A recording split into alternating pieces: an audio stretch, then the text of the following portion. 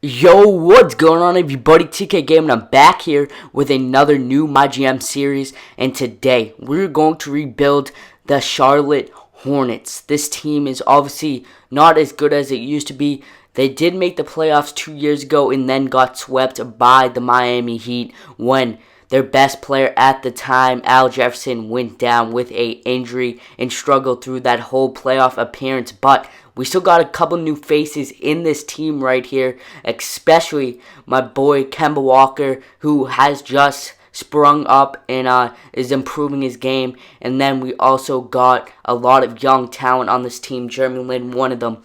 So we have a lot of young talent, and I'm not sure who to build this team around. Will it be Kemba Walker's team or Al Jefferson's team? Because Al Jefferson's obviously, he's not the best rebounder in the league, and Kemba Walker is really good at scoring the basketball, and he can score the ball with one of the best players, any of the best high-scoring people in the league.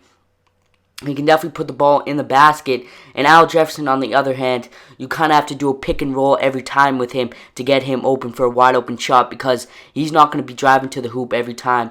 Or he has good fadeaway game, stuff like that. But I really think our best interest is not rebuilding this team around Mr. Al Jefferson, just because I think we need a younger player like Kemba Walker, maybe get a couple first-round picks, and maybe really turn this team around and get like the Boston Celtics, get all those picks like they did. And maybe Al Jefferson, since his market's pretty high right now, and if it does lower in the next couple of seasons, as I am, and we are the GM of this Charlotte Hornets team, we might get the best picks and everything from other teams if we trade him now. But one person I do want to build this team around is right now Kemba Walker, and the decision is, who do I build this team around?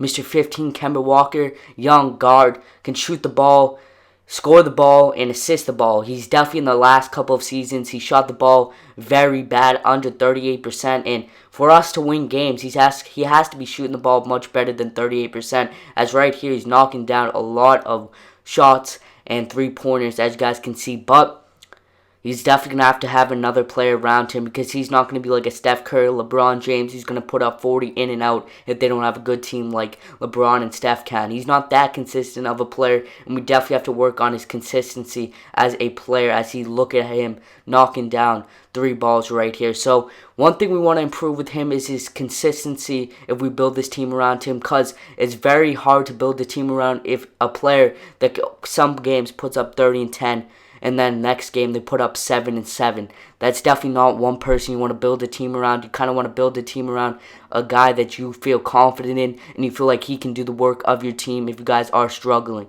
Kemba Walker, on the other hand, he can score, but like I said, his field goal percentage the last couple of seasons has been down, but he's showing us right now that he can shoot the rock. But in game situations, we will see if he can shoot the rock, and it's between him and Al Jefferson who stays and who goes. And I feel pretty confident with Kemba Walker, but Al Jefferson has carried this team in the past, bringing them to a playoff appearance. Obviously, it wasn't just him. Kemba was also in that. Or do I keep both of these players? Because both of them have some talent, and they have talent to prove that they've already proven that they can be great players in the NBA. As you guys can see, Al Jefferson's mid-range game is just on point. Perfect release almost every time, and it always goes in. His mid-range game, you have to always set a pick and roll for him to get that mid-range game. He's not going to stand there at the free throw line and look for open baskets. You're going to have to get him the ball off a pick and roll, and I don't feel confident about him going up against guys like Hassan Whiteside, who are going to be playing in our first game of the season.